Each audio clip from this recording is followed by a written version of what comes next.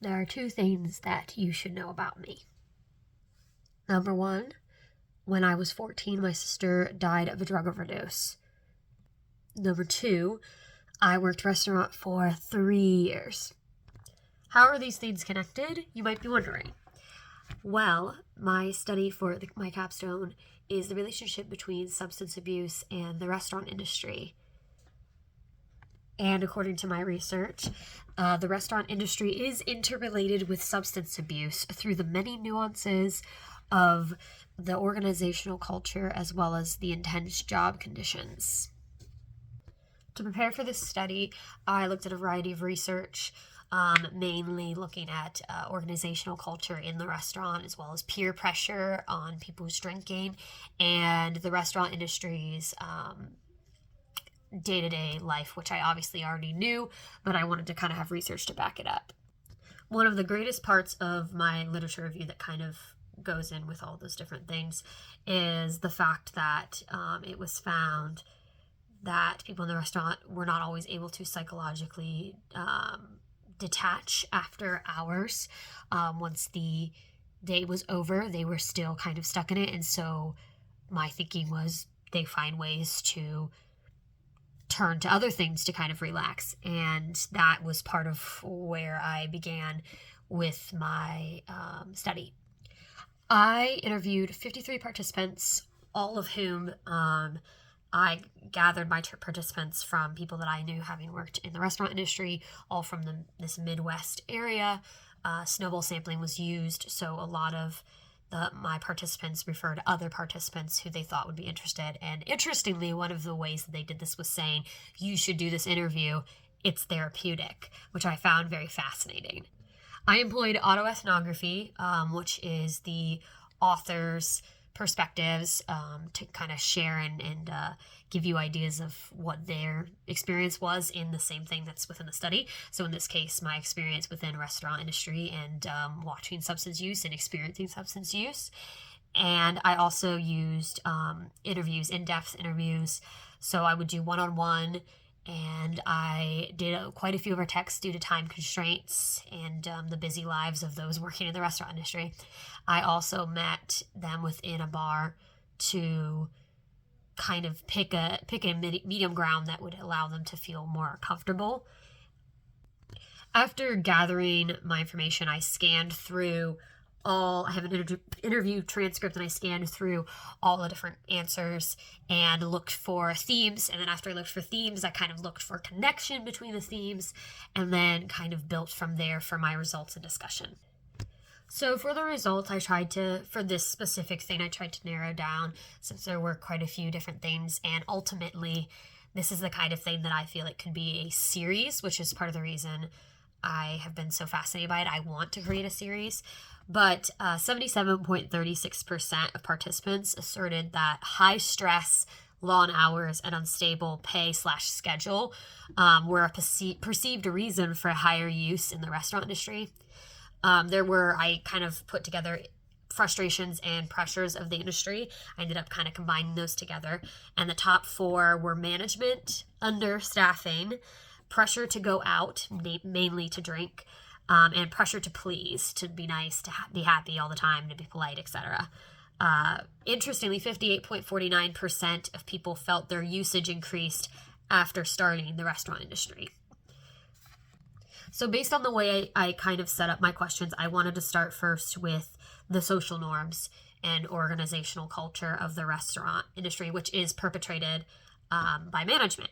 So some of the biggest ones are smoking breaks, which has led to certain people actually smoking because they couldn't have a break at all. But if you smoked, you could have the break.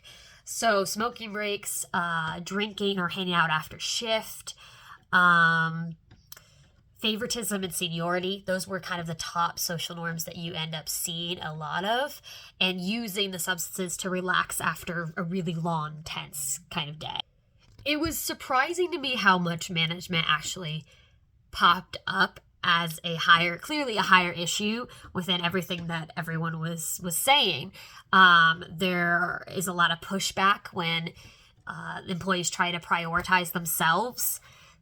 there's this emphasis on family and the fact that you are expected to kind of give up your actual family in some ways so that you can constantly be assisting management. And a lot of what ends up happening in the restaurant industry is emotional work and labor.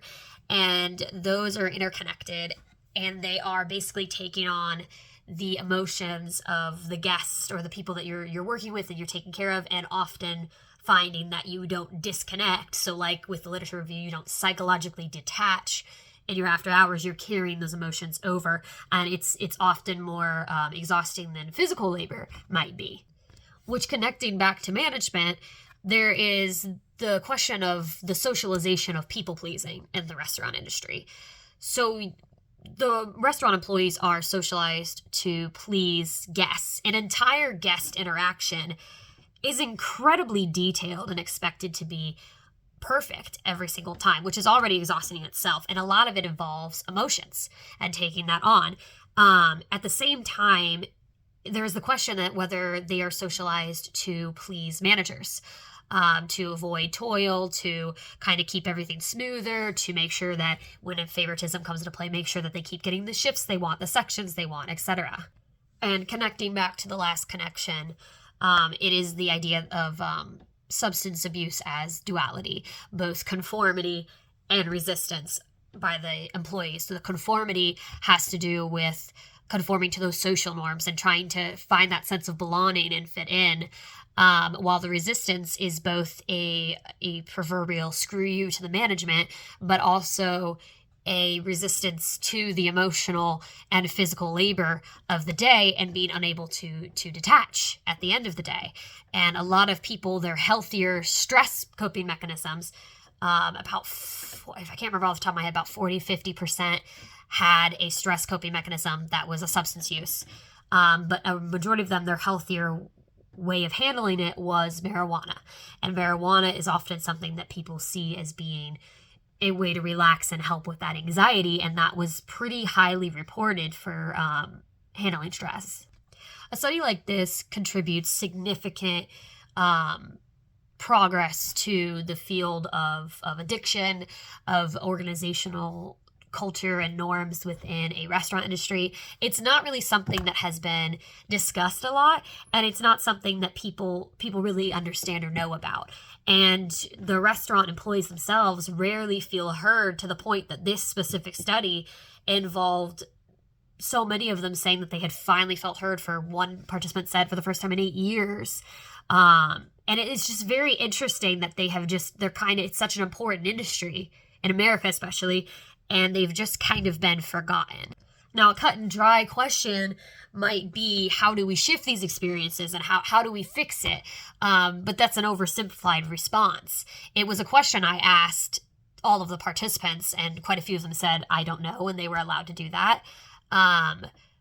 But like, for example, drug tests is not the way to just magically fix it all.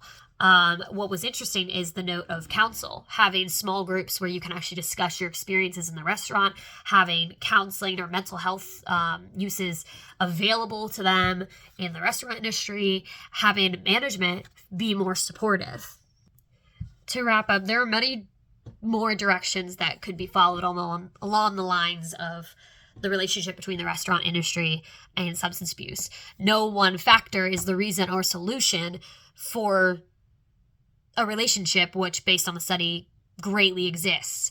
Looking further into any of the subconnections found within the data would improve upon this research. One of the greatest things of the study seems to be that management needs to be addressed and perhaps changed a bit. As for substance use itself, it remains rampant in restaurants, undenied by any participants. The lack of research in this area really is just astounding sometimes, and it's important that we continue looking at this sort of a topic to expand upon the research from both a restaurant angle and a substance abuse angle. Those both are lacking in connection with each other.